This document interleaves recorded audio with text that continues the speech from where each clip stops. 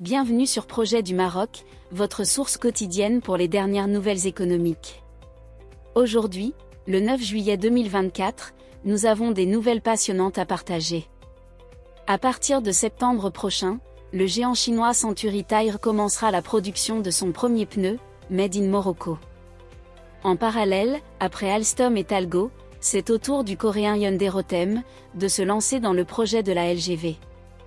Nous avons enfin une date pour la finalisation du programme « Ville sans bidonville », apportant une lueur d'espoir pour de nombreuses familles. De plus, un think tank espagnol met en lumière l'énorme potentiel du partenariat entre le Maroc, l'Espagne et le Portugal. Restez avec nous pour plus de détails sur ces sujets. Industrie automobile, le chinois Century Tire produira son premier pneu, Made in Morocco, en septembre prochain. Le fabricant chinois de pneus Century Tire est sur le point de marquer un tournant majeur dans l'industrie automobile marocaine. En septembre prochain, la production du premier pneu Made in Morocco débutera dans Mohamed VI Tanger Tech, est un exemple frappant de la dynamique industrielle en cours dans notre pays. Selon le média espagnol Economia Digital Galacia, l'usine marocaine de Century Tire, presque achevée, commence bientôt la phase de mise en service des machines et de l'équipement. Cette nouvelle installation dispose d'une capacité de production annuelle impressionnante de 12 millions de pneus, dont la majorité est destinée à l'exportation. Le développement de cette usine représente un investissement massif de 490 millions de dollars, une somme qui inclut un investissement initial de 297 millions de dollars, annoncé en janvier 2023, et un investissement supplémentaire de 193,1 millions de dollars, pour une seconde ligne de production.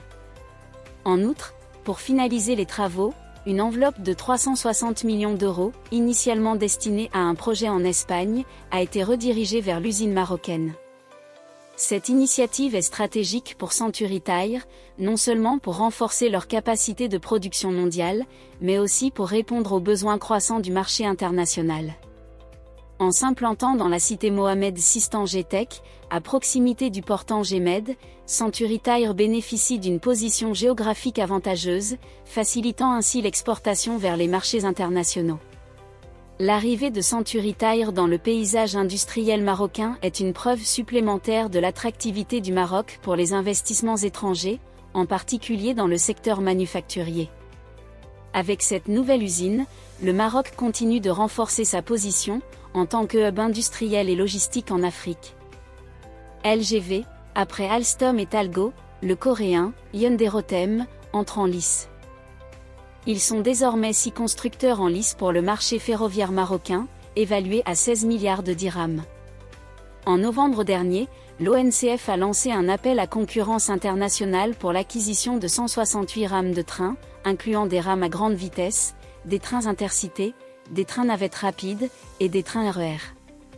Parmi les compétiteurs, nous retrouvons le français Alstom, les espagnols Talgo et CAF, le coréen Hyundai Rotem, le chinois CRRC, et désormais le britannique TDI Innovation. Hyundai Rotem, déjà reconnu pour son contrat en Ouzbékistan, espère décrocher une part significative de ce marché. Selon le magazine Challenge, l'ONCF a prévu l'acquisition de 18 rames pour la ligne grande vitesse, 40 rames pour le transport interurbain, et 50 nouvelles rames, pour les lignes RER, entre Casablanca, Zenata, Mohamedia et Bouskoura. Le choix du constructeur ne sera pas uniquement technique ou financier. Comme le souligne l'économiste Ahmed Azirar pour l'hebdomadaire, les enjeux diplomatiques et géostratégiques joueront un rôle crucial. La France, par exemple, avec Alstom, bénéficie d'avantages comparatifs significatifs grâce à la continuité technique qu'elle peut offrir. D'autre part, Talgo, fort de son expérience dans le développement interurbain, représente un concurrent sérieux. Hyundai Rotem devra convaincre sur le plan technologique et démontrer sa capacité à participer au transfert de technologie, un aspect crucial pour le Maroc qui aspire à développer sa propre industrie ferroviaire. Les prochains mois seront déterminants pour connaître l'issue de cette compétition. L'ONCF entamera bientôt des discussions approfondies avec chaque constructeur pour affiner son cahier des charges et lancer les appels d'offres définitifs. La décision finale est attendue pour la fin du mois d'octobre. Ville sans bidonville, enfin une date de finalisation pour ce programme. Selon une récente interview accordée à l'Économiste, la ministre de l'Habitat, Fatima Zahra Mansouri, a affirmé que le programme devrait s'achever d'ici 4 ans, avec un plan d'action précis pour la période 2024 à 2028. L'objectif est ambitieux, reloger 120 000 familles, réparties de la manière suivante. 10 000 familles en 2024, 15 000 familles en 2025, 30 000 familles en 2026, 35 000 familles en 2027, 30 000 familles en 2028. À ce jour, 61 villes du royaume sont déjà dépourvues de bidonvilles. Depuis le lancement du programme, 347 277 familles ont pu accéder à un logement décent. Toutefois, il reste encore de nombreux défis à relever.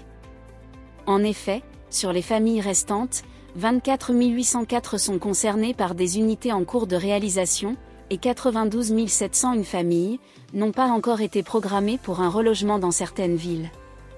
De plus, 11 938 familles dans des villes non intégrées au programme VSB n'ont pas été prises en compte.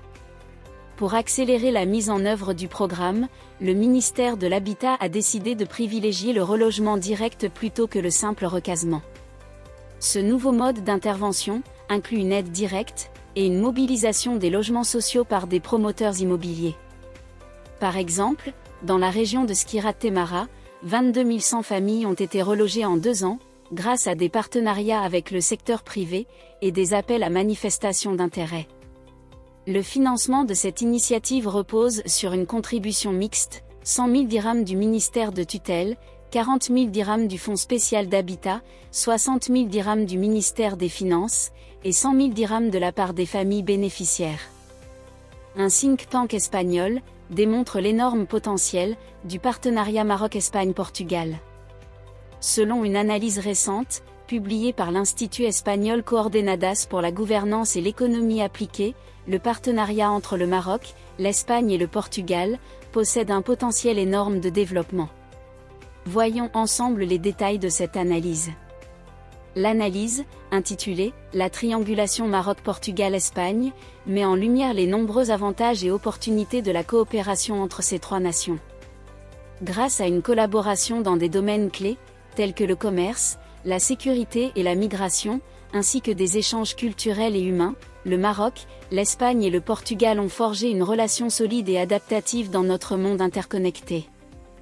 Un point central de cette analyse est l'organisation conjointe de la Coupe du Monde 2030 par ces 3 pays. Cet événement dépasse le cadre sportif et symbolise les possibilités d'une entente trilatérale étendue à d'autres domaines. Le Maroc, l'Espagne et le Portugal partagent une histoire riche, de plus de 1000 ans de culture méditerranéenne, et de collaborations historiques, créant ainsi une base solide pour une coopération future renforcée. Sur le plan économique, le Maroc est un partenaire commercial crucial pour l'Espagne et le Portugal. Les échanges entre ces nations vont des produits agricoles aux produits manufacturés et aux services.